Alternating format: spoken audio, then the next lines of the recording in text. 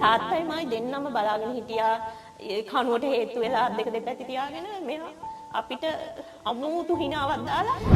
කල්පනාව ඇවිල්ලා අවුරුද්දකට පස්සේ මම ඇහුවා පුතේ ඔබ පවන් අයියව දැක්කේ නැද්ද මේ සිද්ධිය ඔබ දැක්කේ නැද්ද ඔබ පවන් අයියයි කියලා දැනගෙනද මේක සිද්ධ වුනේ මම දිව්ව පාර දිගේ අපේ ගෙට පල්ලෙහින් බෝධින් වහන්සේ තියෙනවා එතන සෙරෙප්පු දෙක ගලවලාම බෝධියට වැන්දා දැන් ඇයි මොකද්ද වෙලා තියෙන්නේ මෙයාට මෙහෙමයි කියලා ඇහුවාම කිව්වා අපි බැලුවේ නෑ නංගි ගිහිල්ලා මේ පුතා ඇක්සිඩන්ට් වෙලා තිනවා මේ හැබැයි කොළඹ ගෙනියන්න හදන්නේ කියලා මම වැන්දා මට එතන ඉඳගෙන මට කියන්න පුළුවන් විදිහට බෝධින් වහන්සේට මම වැන්දා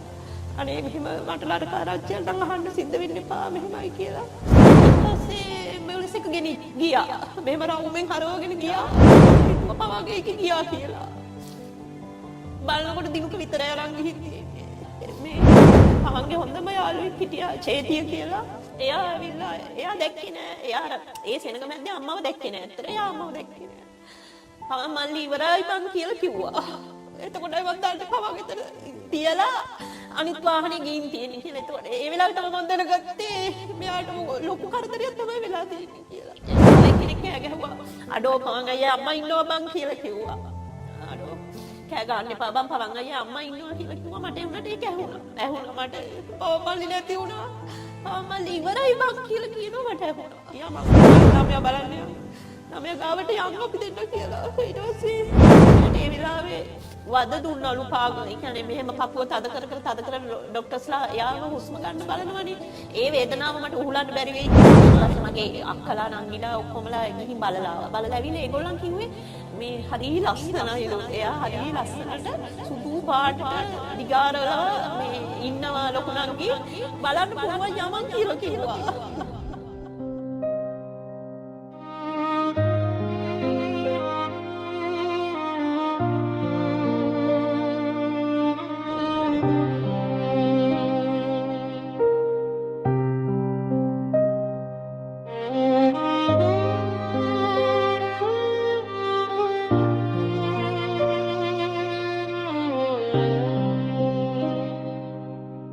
පොඩි කාලේ හීන තිබුණා රෝද දෙකක් මත පාවෙන්න සුළඟ වගේ පාර දිගේ නිදහසේ පියාසරක් කරන්න ගමේ පාර දිහා බලලා හිතේ තරු දිලිසුන දවසක මේ පාරේ මගේ බයික් එක දුවනවා කියලා හිත පැලවුණා අම්මගේ දහඩිය බිඳුමුතු වගේ බිමට වැටුණා තාත්තගේ මහන්සිය කඳු වගේ උරහිස මත නැගුණා පුතාගේ හීන වෙනුවෙන් ඉඩ මුක්කස් වෙලා කඩදාසි මත අත්සන් වැටුණ ජීවිත ණය වෙලා එදා ගෙදරට ආවා ලෝහෙන් හදපු හීනය පුතාගේ සිනාවෙන් පිරුණා මිහඬ ගෙදර අහස එත්තේ රෝද දෙක යට තිබුණේ පාරක් විතරක් නෙමේ යම්මගේ කඳුළු තාත්තගේ දහඩියත් එක තුල සැඟවෙයි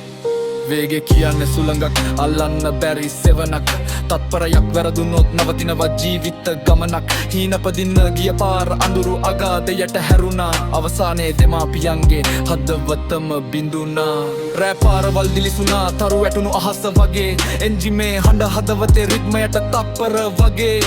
මිතුරන්ගේ ඇස්වල වීරයෙක් වුණා මං එදා ඒත් අම්මගේ බය මට පෙනුනේ නෑ කවදා වේග මිනුම ඉහළට සුළඟත් පසු පස දුවලා අහස අල්ලන්න ගිය හීන තත්පරයකින් බින්දලා කාචයක් වගේ ජීවිතේ කැබලි වෙලා වැටුණා ලෝහ අශ්වත් පාර මත නිහඬවම නතර වුණා